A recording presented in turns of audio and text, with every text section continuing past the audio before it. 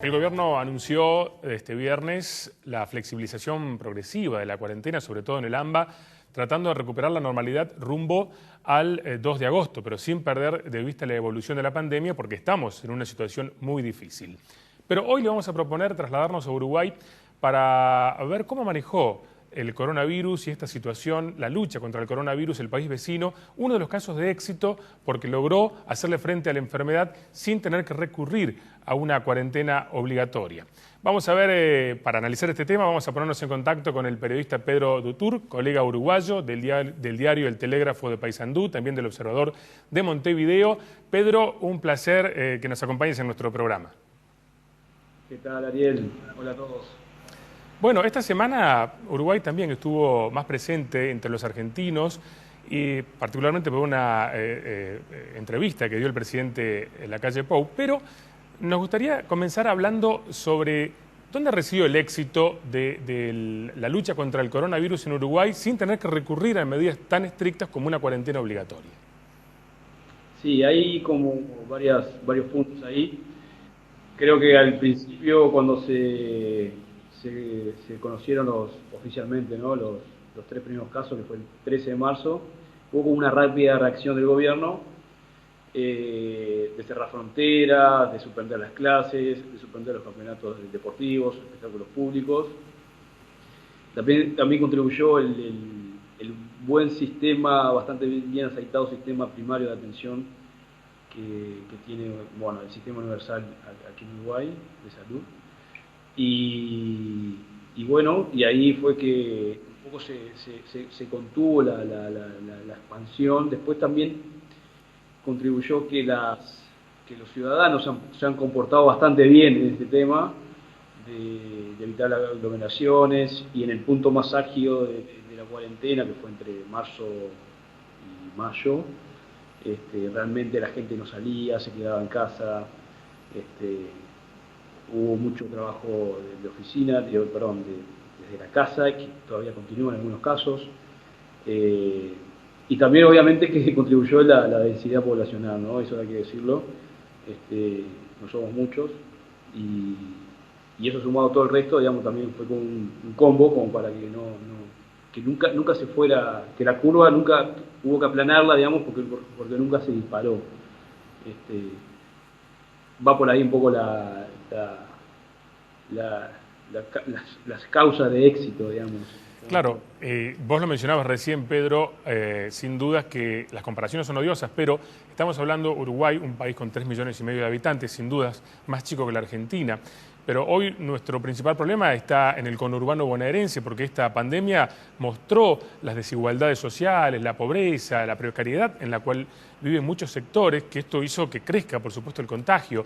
¿Qué pasa en los sectores más vulnerables de Uruguay con respecto a la situación de la pandemia? Mirá, eso al principio era una gran preocupación si llegaba a haber brotes o muchos brotes en los asentamientos, en los cantegriles, como le decimos acá. Pero se dio solamente un par de casos en Montevideo y nunca fue algo relevante, digamos. Obviamente que se lamentó en ese momento que haya casos así en esos lugares, como cualquier otro, pero nunca hubo una explosión de ahí, como se temía. Entonces, incluso los casos que están activos hoy en día no corresponden a ese tipo de población. Incluso Montevideo, que ahora volvió a ser tipo el epicentro de los contagiados, de los casos activos, se dio sobre todo en un centro de salud. De salud, sí, en una clínica, ¿no? Una clínica que de los 45 casos activos que tiene Montevideo hoy en día, 29 corresponde a ese brote de ahí que ocurrió hace un par de días, ¿no? Claro. ¿Cuáles son los casos actualmente que tiene en cuanto a los números, a los índices de la enfermedad Uruguay?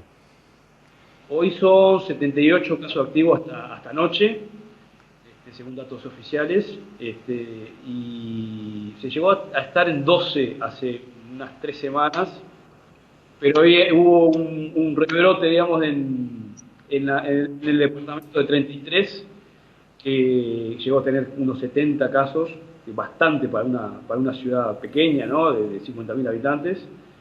Y ahí está el tema también, porque fue como un caso que vino de una persona que estuvo en Brasil, es un departamento fronterizo con Brasil. Claro. Lo mismo ha sucedido con Cerro Largo, con Rivera, departamento fronterizo con Brasil, que a veces es un poco complicada controlar esa frontera, que es seca. Y bueno, hay que estar atento a eso. Claro, porque Brasil, casualmente, el segundo país en el mundo en contagio, Claro. realmente la frontera complica la situación. Esta semana, particularmente, el presidente Lacalle Pou dio una entrevista al periodista Alfredo Leuco de TN en Buenos Aires, y la verdad que un sector de la sociedad quedó muy impresionada con la forma de hacer política por parte del presidente, de su sector.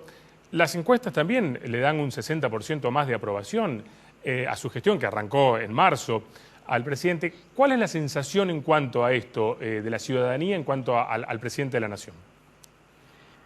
Sí, lo que pasa que ahora es, claro, el análisis se centra mucho en la gestión de la pandemia. Claro.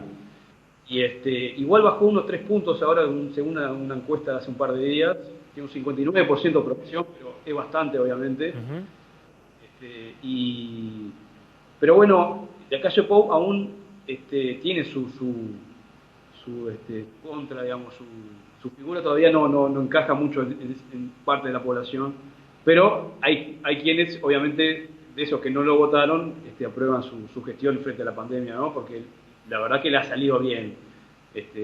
Eso de no mandar a la población a una cuarentena obligatoria está muy bien visto, digamos, por la gente. O sea, eso como que se lo agradece. Claro. Porque la verdad, digamos, además viendo otros casos, digamos, de cuarentena obligatoria, como en la sociedad argentina,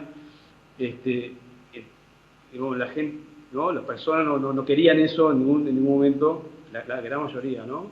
Claro. Entonces, como le ha salido, está como la vecina en ese aspecto. Sí, casualmente, Pedro, aquí en Argentina se instala el debate entre la cuarentena por cuestiones de salud, que ha dado un buen resultado, y la cuestión económica, las actividades que se resienten y la población también desgastada sobre esta situación.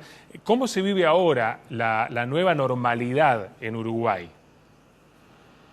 Mirá, empezaron a regresar las actividades en junio, más que nada.